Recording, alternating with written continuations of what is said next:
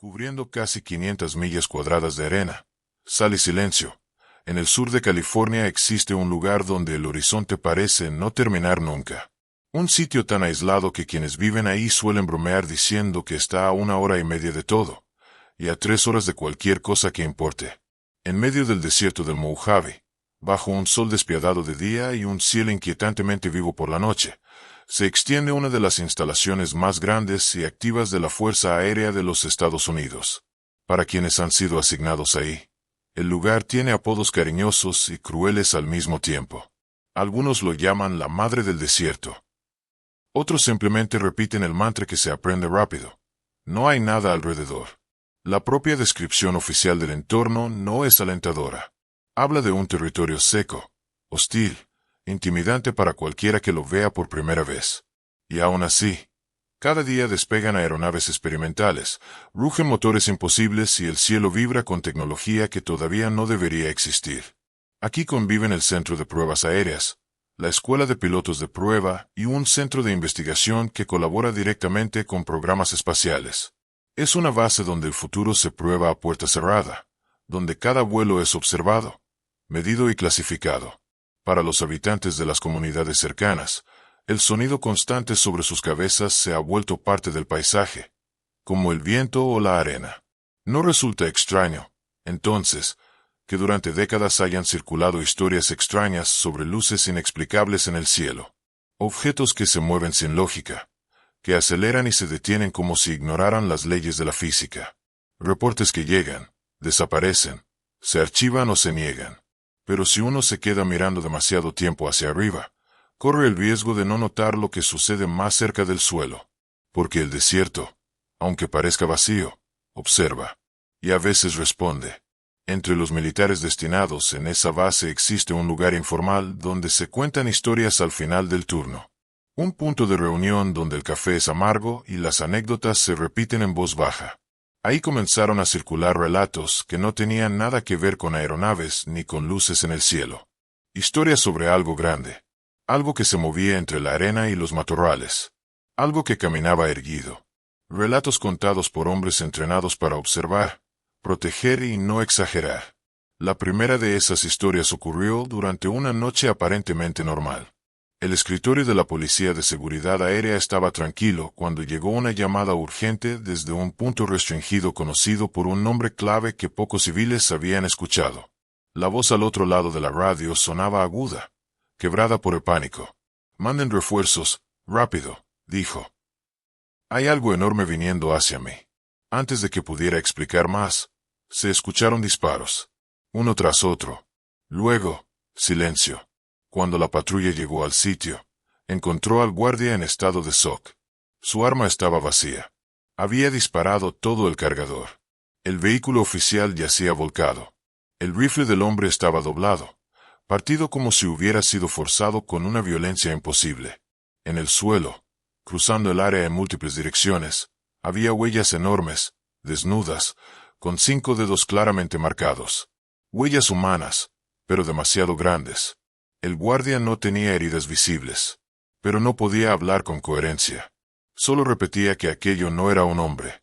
Nunca apareció un informe oficial en los registros públicos. Sin embargo, el rumor se propagó entre la policía aérea. Se decía que el hombre fue internado en un hospital militar y luego transferido lejos, muy lejos, como si alguien quisiera que olvidara lo ocurrido. Meses después, otra historia se sumó al archivo no oficial del lugar.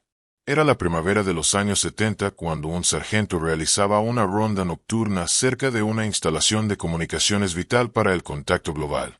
Una torre solitaria se elevaba como un centinela metálico, rodeada por cercas y advertencias sobre dispositivos explosivos y campos peligrosos. Más allá, el antiguo circuito de pruebas se perdía en la oscuridad. El sargento acababa de instalar un nuevo reflector en su patrulla cuando notó algo a unos 200 metros a la izquierda. 2 luces azules, demasiado grandes, demasiado separadas, suspendidas a más de 2 metros del suelo. No se movían como los ojos de un animal común. Se detuvo. Apagó el motor. Observó. Las luces avanzaron en línea recta durante varios segundos y luego se detuvieron. El aire se volvió pesado, cargado de un olor rancio, como carne en descomposición. El instinto le gritó que algo no estaba bien. Cuando las luces comenzaron a moverse en círculo alrededor del vehículo, el vello de su nuca se erizó. No veía cuerpo alguno. Solo esos ojos imposibles. En ese momento, la radio crepitó con una orden directa: regresar de inmediato a la base principal. No lo pensó dos veces. Aceleró y se fue. 3 horas después volvió con refuerzos. No había nada. La lluvia había borrado cualquier rastro. Al día siguiente, al redactar, el invierno de aquel mismo año trajo consigo un silencio distinto. No era solo el frío nocturno del desierto, sino una tensión que parecía adherirse a la piel de quienes patrullaban los sectores más alejados de la base. Las historias ya no se contaban en voz alta. Se compartían en murmullos, con miradas nerviosas hacia la oscuridad que rodeaba las luces artificiales. Un sargento veterano, asignado a una ronda cerca del complejo de pruebas de cohetes, fue quien volvió a encender la alarma. Durante su turno nocturno observó, en las colinas distantes, unas luces azuladas que se desplazaban lentamente. Al principio pensó que se trataba de un vehículo fuera de ruta. No era raro encontrar curiosos intentando acercarse a zonas restringidas. Encendió el motor y se dirigió hacia el punto. Las luces desaparecieron justo cuando llegó.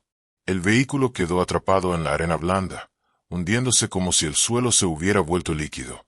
Tras varios intentos fallidos, el sargento tomó su linterna y comenzó a caminar de regreso a la base. 2 millas de soledad absoluta. Solo el sonido de sus botas y el viento. Cuando regresó con una grúa, algo había cambiado. Alrededor del vehículo había huellas. No de neumáticos, no de animales conocidos. Eran marcas profundas, alargadas, con 3 dedos bien definidos y una especie de garra en la parte trasera. Medían más de 30 centímetros. Las huellas rodeaban el auto, como si alguien, o algo, lo hubiera inspeccionado con calma antes de alejarse caminando sobre 2 piernas. El viento ya empezaba a cubrirlas. Nadie pudo tomar moldes. Nadie quiso hacerlo. Semanas después, otro llamado interrumpió la tranquilidad aparente.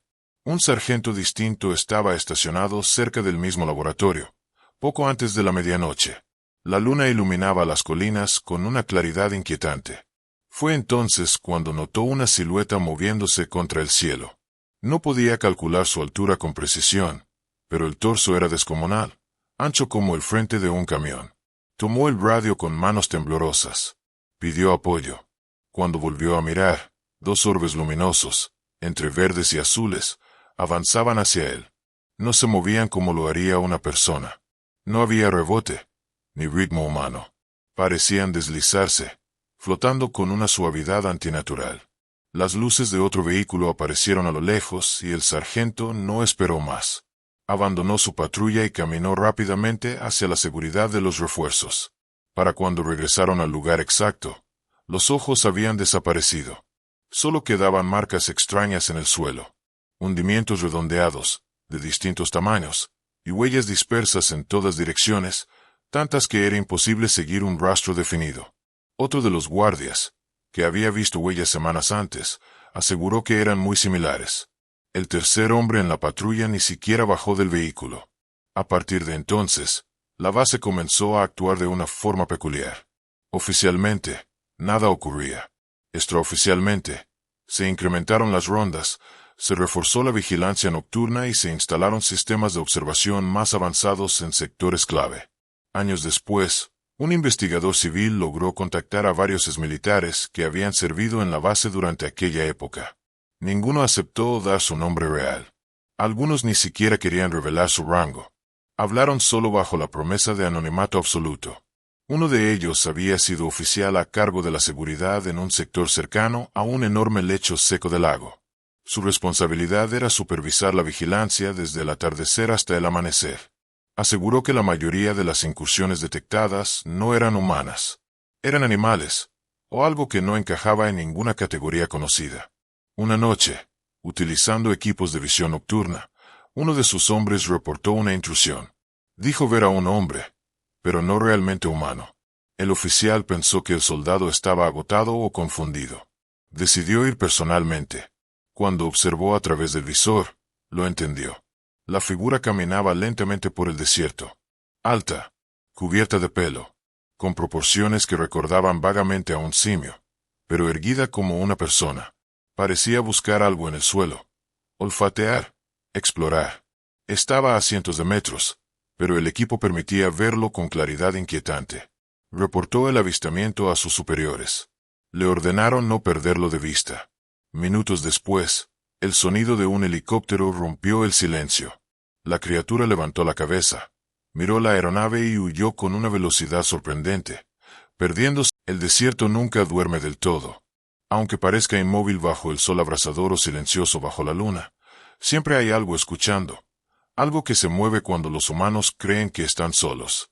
Con el paso de los años, las historias de aquella base perdida en el Mojave no desaparecieron.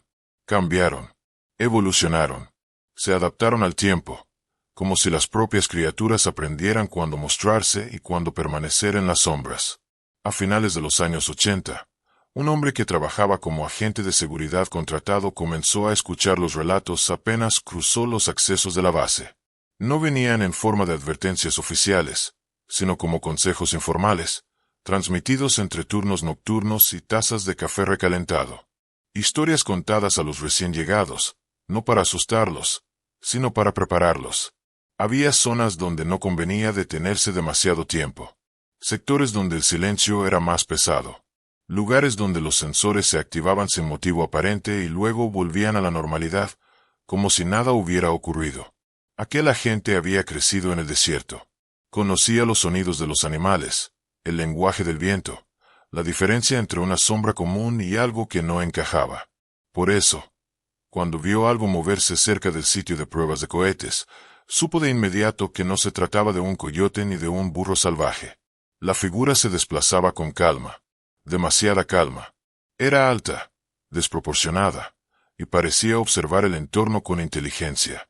No se escondía del todo, pero tampoco se exponía, como si entendiera las rutinas humanas mejor de lo que los humanos entendían las suyas.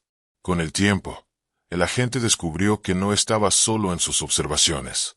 Varios compañeros habían tenido encuentros similares, algunos recientes, otros tan antiguos que ya se consideraban leyendas internas. Pero todos coincidían en los mismos detalles: tamaño imposible, caminar erguido, ojos que brillaban en la oscuridad, y una sensación constante de estar siendo observado. Los reportes nunca llegaban a instancias oficiales. Se comentaban, se archivaban en la memoria colectiva y se olvidaban en los registros. La consigna no escrita era clara: mientras no atacaran, mientras no interfieran con las operaciones, se les dejaría en paz. Años después, un investigador independiente comenzó a recopilar testimonios de civiles que habían explorado las áreas cercanas a la base. Muchos hablaban de figuras cruzando carreteras solitarias, de golpes en las paredes de casas aisladas, de sombras enormes visibles solo por un segundo. Algunos les dieron nombres distintos. Otros prefirieron no nombrarlos en absoluto. Las comunidades indígenas de la región tenían relatos aún más antiguos. Historias transmitidas de generación en generación sobre seres peludos que habitaban las montañas y los llanos. Guardianes del desierto. Espíritus errantes. Demonios para algunos, protectores para otros. No eran nuevos. Solo habían aprendido a convivir con las cercas y las luces modernas. Dentro de la base, la vigilancia continuó. Cámaras, sensores, patrullas. En más de una ocasión, las grabaciones captaron movimientos imposibles de clasificar. Figuras cruzando rápidamente el campo visual. Siluetas que desaparecían detrás de estructuras sin dejar rastro. Cada archivo fue etiquetado, sellado y almacenado. Nunca se negó su existencia internamente. Simplemente no se hablaba de ella. Un oficial veterano, ya retirado, confesó años después que la presencia de esas criaturas incluso tenía un efecto positivo. Las rondas nocturnas se hacían con mayor atención. Los soldados permanecían alertas. Nadie se relajaba demasiado. El desierto se respetaba. Cuando se le preguntó si creía que esas criaturas estaban relacionadas con otros fenómenos que también se observaban en la base, el hombre guardó silencio. Pensó durante unos segundos. Luego negó con la cabeza. Para él, eran algo distinto. Más antiguo. Más terrenal. Seres que habían estado ahí mucho antes de que existieran pistas de aterrizaje, radares o hangares. mucho antes de que el hombre intentara dominar el cielo. En años recientes, algunos agentes de seguridad afirmaron que los avistamientos continuaban. Menos frecuentes, más discretos, como si las criaturas supieran exactamente hasta dónde podían llegar sin llamar la atención. Caminaban por los límites, observaban desde lejos, y se retiraban. Uno de esos agentes dijo algo que nunca pudo olvidar. Aseguró que, en una ocasión, mientras patrullaba solo, sintió una presencia detrás de él. No escuchó pasos. No hubo sonido alguno. Solo esa certeza primitiva de no estar solo. Al girarse, vio una silueta enorme entre las sombras. No se movió. La criatura tampoco. Se observaron durante unos segundos eternos.